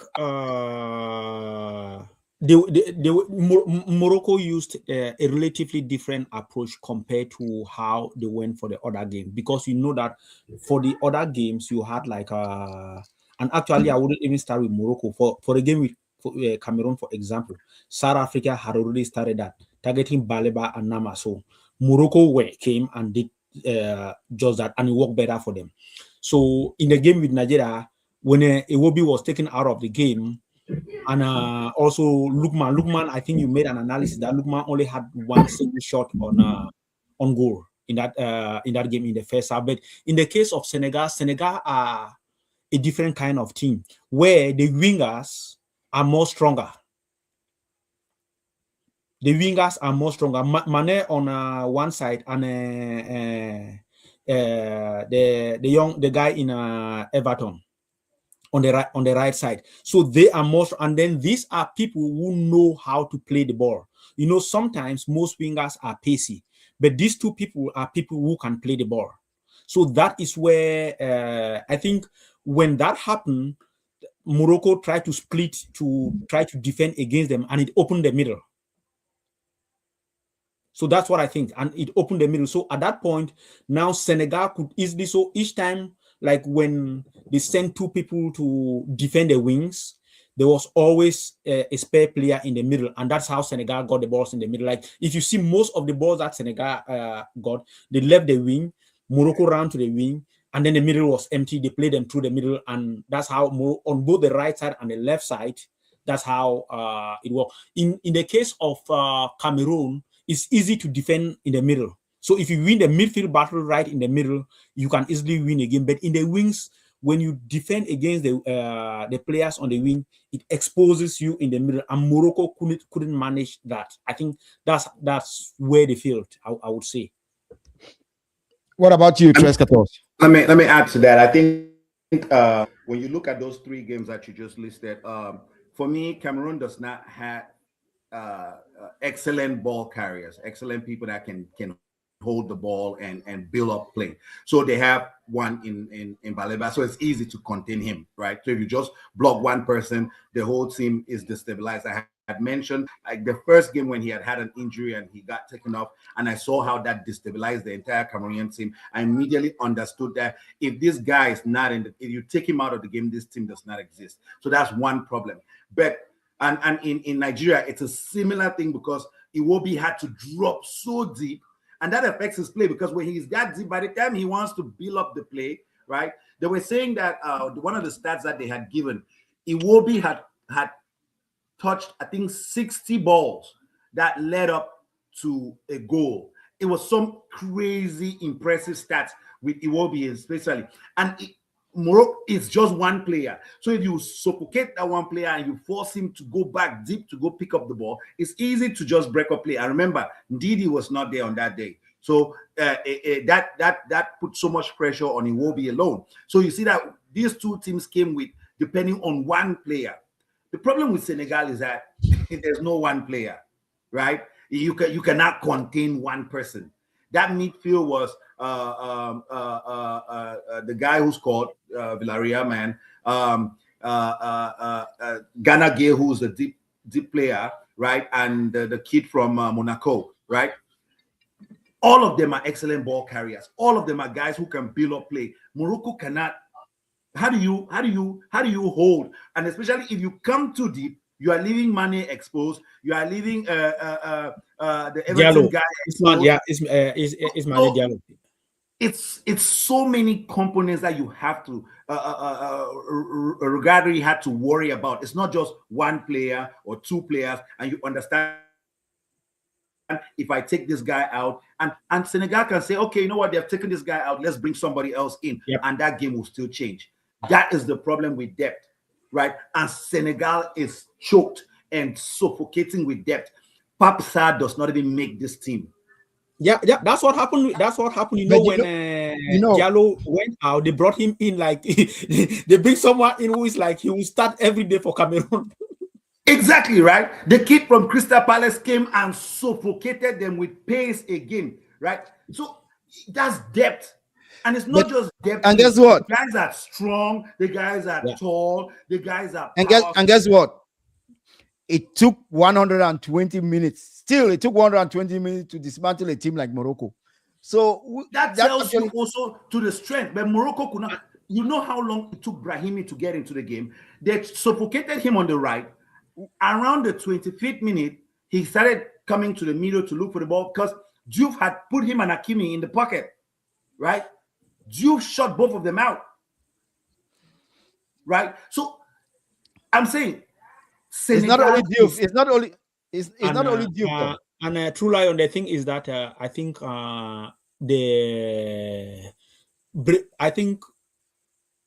we can talk about breaking the team down, but we should also say I think the Moroccan team was broken down.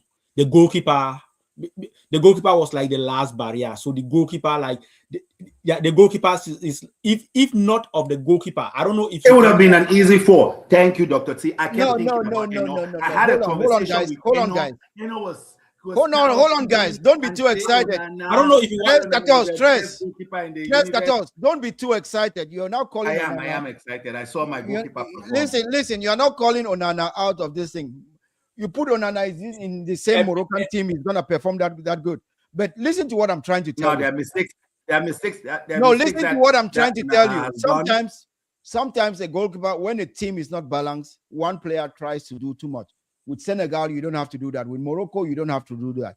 Okay, it's true that if you watch the second half, because that's when Morocco actually came into the game, because they were better now in transition and things like that. However, I predicted this game that Senegal will win because of their wing play, and as I said, that Ndiaye, the guy who plays for Everton, he should have even scored.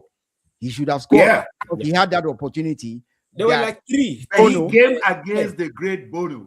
Yeah. Came exactly. against That the Bono actually made best some goalkeeper key in saves. Africa.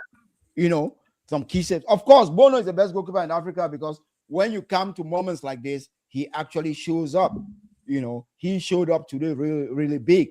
Yeah. There was also an opportunity where I think. But I gave what's you a his name? statistic. The last time that Morocco considered a game in open play was in March of last year.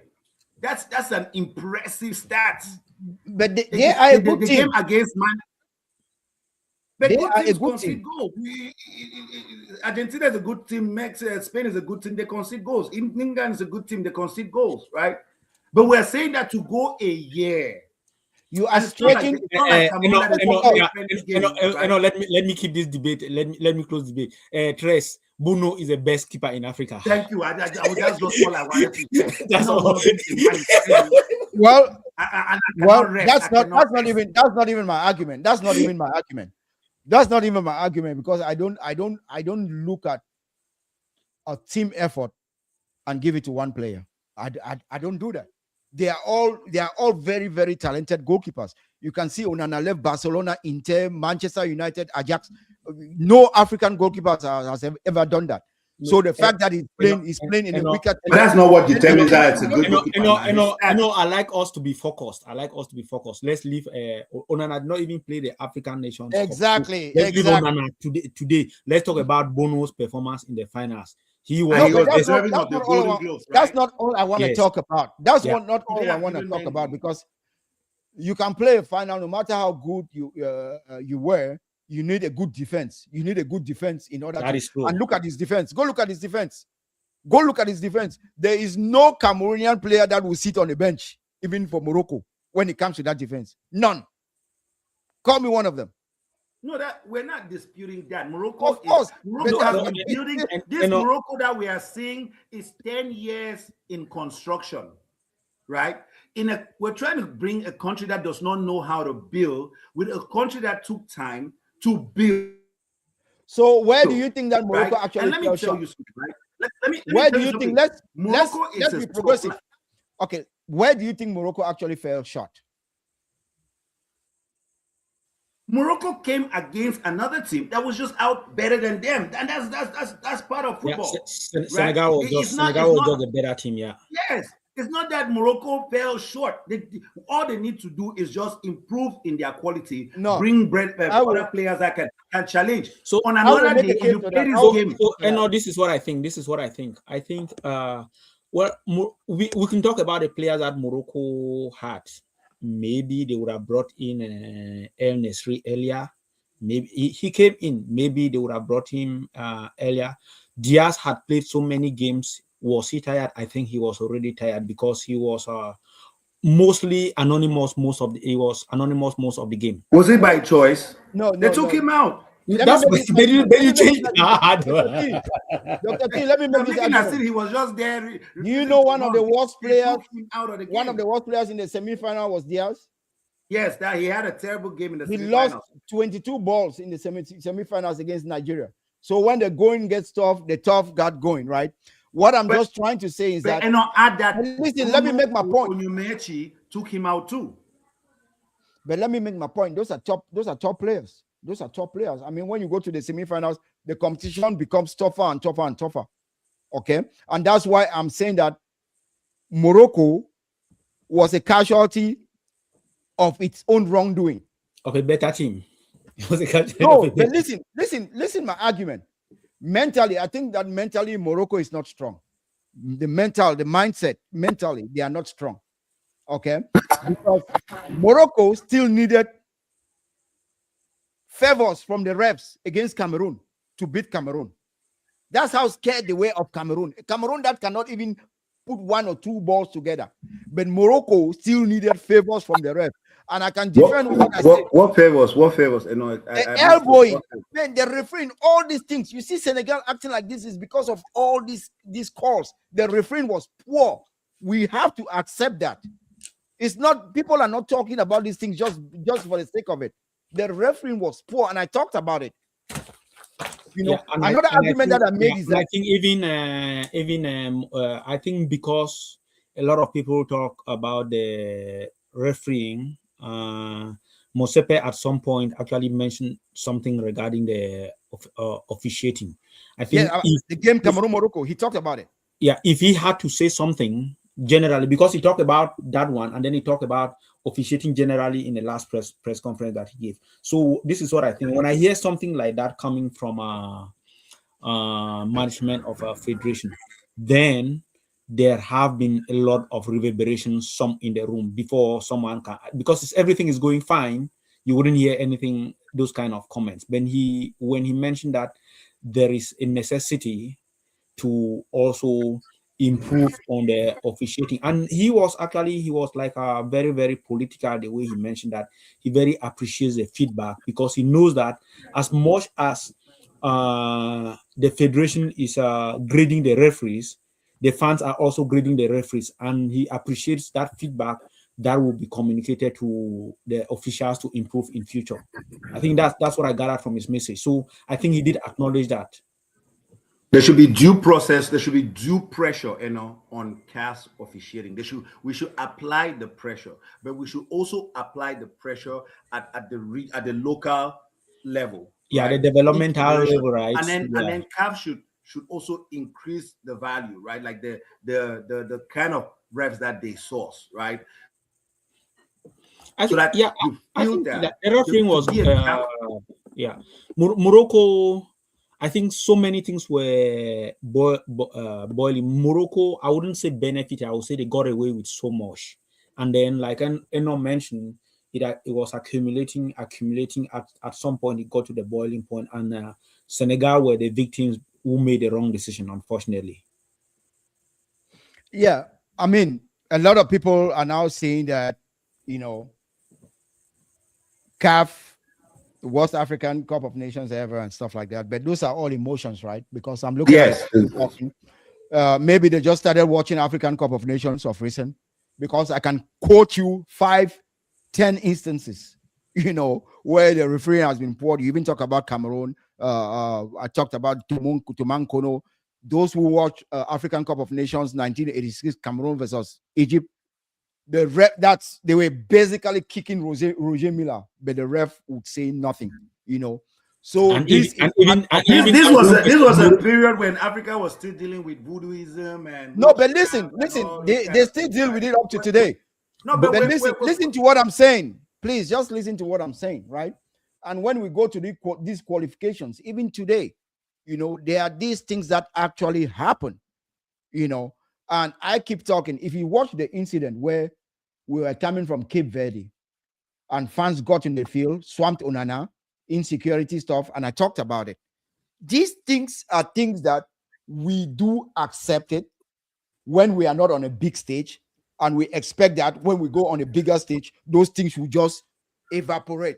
No, as you said, we have to look at ourselves and decide what type of culture we want to put forward. Exactly. On the bigger stage. It is not acceptable, because all these refs, like the ref from today, he's from Congo. What is happening in Congo? Okay. The ref from the other day that came, he was from some, where was he? Some Margat company. The idea was from Mauritania. Mauritania. Oh, he's a Mauritanian guy. Okay. Yeah, what is happening in Mauritanian football? Either Mauritania or Comoros. Okay, those Cameroonians talking, Bob Didi and all that, we have seen our own, there were audios and all that. What is happening in Cameroonian football? If we cannot take accountability, if we cannot look at ourselves. Yeah, he's a young guy, 28 years old, Bamum gentleman. He handled his own. He was very good. Never saw him again. Bro, we have to raise the standard, because yes, he did well. Guess what? You get better by doing things right.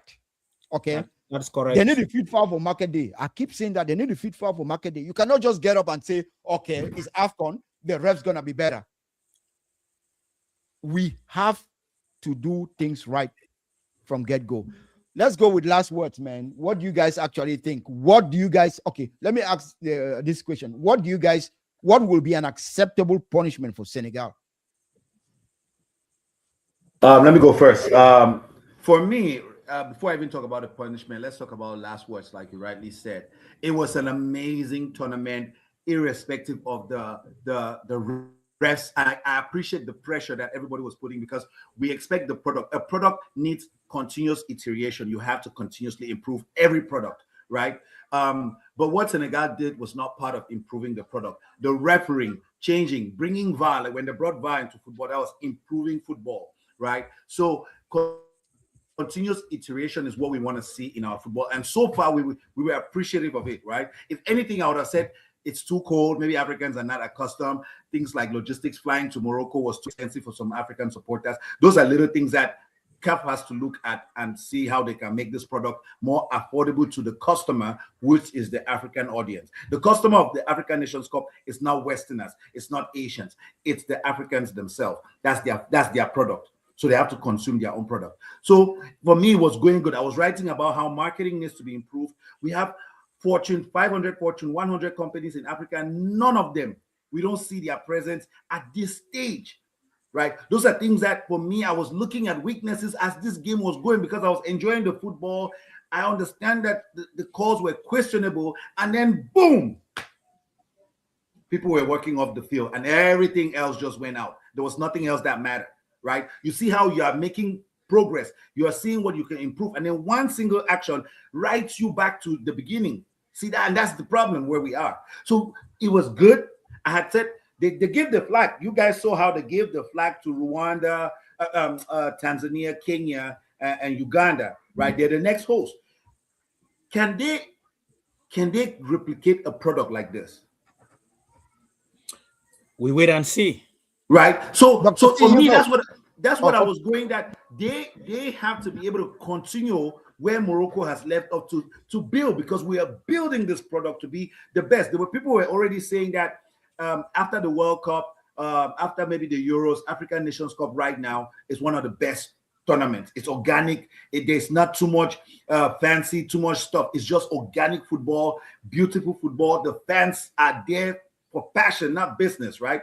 So it was, everything was just working until that Senegal move. So for me, Senegal should have nothing short of $250,000 to $500,000, which for an African federation is too much money. We see how finding Eto'o, what was it, $20,000, that's a lot of money. So finding them $250,000 to $500,000 would be a good fine, and at least a year's worth of banning, right? So that it trickles down to the very last football academy, that walking off the pitch is a no-no, right? It's an absolutely no-no. So for me, that's what I expect. And if anything, then it's just CAF playing with fire and making African football just another alternative that people are just going to watch, are going to tune over. So for me, that's it. okay, thank you, Dr. T. Okay, yeah, overall, the tournament was a very exciting tournament, outstanding football. Every team that I watched, all the teams that played the tournament, the quality of football in Africa has improved significantly compared to several years ago. You used to go to the African Cup of Nations, you know that there were teams which were just participants who came to make up numbers and teams who will eventually progress. Of course, that may almost be the same because you still have the big guns, but like everyone worked for every game that any team won, they worked for it. So yeah, win. Yeah, I would say that overall the football quality was very, very impressive. Morocco also, from the videos, the pictures I saw, the fanfare I saw, and some of what I read, I wasn't there myself. I think I do understand they organize a very, very exciting tournament. So I will give that to them. Like Tres mentioned, hopefully Rwanda, Kenya, and Tanzania will repeat that, or even do much better. And then on the officiating, like Tres mentioned, even though I don't totally agree with him on that we did not pinpoint some of the mistakes that referees did in previous tournaments, because we were just excited that these people managed to organize the tournament. Yeah, I think this year in particular, there has been a lot of frowning on officiating. There has been a lot of frowning on officiating. So CAF needs to go back to the Because the bar is higher. See the bar is higher. Yeah. And there's nothing to impress. There's nothing to impress us. Let's again, get us. right? Let Nobody's Dr. doing T what that talk. is. Let Dr. T talk, bro. Yeah. CAF I'm needs to just go adding back. value. I'm just adding value, man. Yeah. CAF needs Just to go adding back to value. the drawing board. And I mean, like, I know federations, organizations do organize these training courses. And it's not only courses on refereeing, it's also psychology, because you have to be mentally strong to officiate a high tension tournament like this one. So those kind of psychological training might also help. And then finally, on what Senegal should be fine, I would say 2 years. So this is what I think. Senegal should definitely not be playing the next African Nations Cup. That is a minimum penalty. If you walk out of an African Nations Cup, then you should not play the next one. That is the penalty. And whether they should not go to the represent a CAF as a CAF federation at the World Cup, that's up to CAF. But if CAF is suspending them, depending on when they eventually see it and discuss, it may have consequences. And then also, apart from the suspension, these things usually go with financial fines. We heard that the president of the Cameroon Football Federation was fined. Is it €20,000 or $20,000? So I think if an individual can be fined for just being aggressive to Acting a fool. yes. Yeah. Okay. So I think Senegal will be fined heavily. Maybe it may be $500,000. Okay. That would be a good fine. This is what I'll say, right? Sometimes cash fines are good and all that, but I think if CAF has to show an example, it has to be with Senegal. And refusing Senegal to even go to the World Cup, for me, I will accept such a fine for Senegal, because it's just unacceptable.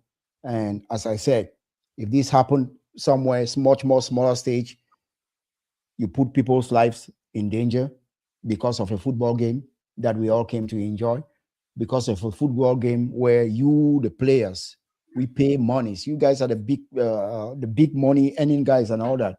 You are entertaining fans, and some fans actually spend their life savings to come and watch a game, and you decide to disrupt a game in such a manner. However, this cannot be only dealt in isolation, because Trescatos made a very important point that will stick on my mind. Where are these refs coming from? Are these refs not coming from our communities? It's our culture. This case is not isolated. We've talked about Tomankono being put in handcuffs. We talked about Roger Miller. There are instances. We can go on and on and on. And don't get me wrong, this is not only isolated in African football. What happened in Algeria when the Cameroonian got killed? What happened when Escobar got killed? What happened in South America? You know, so there are many instances. What happened with Juve, corruption, you know. So there are many things like this in football. But when the punishment comes, and that's where CAF has to protect themselves. And that's one of the things that they actually failed to do in order to tell Morocco enough is enough. Because I am very much convinced that a lot of this stuff is because of the Moroccans and the corruption. Maybe the corruption that they actually, because these refs are not professionals. Okay, most of them have not even seen a $5,000 a month pay. But that's not what makes you professional. But listen. At their level, but listen. No. Look at. I mean, Italy was rigged with Trescatos, you are arguing against facts. These guys are not professionals. When I say they are not professionals in their local leagues, they are not professional. To come for a competition every 4 years. Professional. Like, I don't know. know. Let me make my point. You know. So we have to do better. You know, and we have to learn how to protect the game. I mean, that's all. We have to. So thank you guys. It was 2 hours. We've been here for 2 hours and all that talking football. I know Dr. T, you came in late, Trace a little bit late, but it's an African Cup of Nations that we should not forget. That was great. I couldn't leave Tracy alone. Exactly. You know, but you know, I do only facts. I do. No, I'm even out of energy because I don't have time for emotions. Right? I know you have been very busy, so that's why I started by applauding you for all the work that you've been doing. Yes, It's not kudos, easy. man. You've done great. The Yeah. whole So thank you. covered Yeah, thank you for I all used to be that. hard on you because you only covered European football. I'm like, dude, man, let's cover our own football, Yeah. man. And you have created a platform for us to talk about our own product. I've told you we don't consume our product, right? Every time I ask Tottenham. Okay, nah. well, it's time for football. Thank you, Eno. Let's Thank you. actually close down because there's a game I want to go watch. You see, the man wants to go and watch NFL. And stop the show offline. We can talk in here. So stop the live broadcast, and then we can still stay here and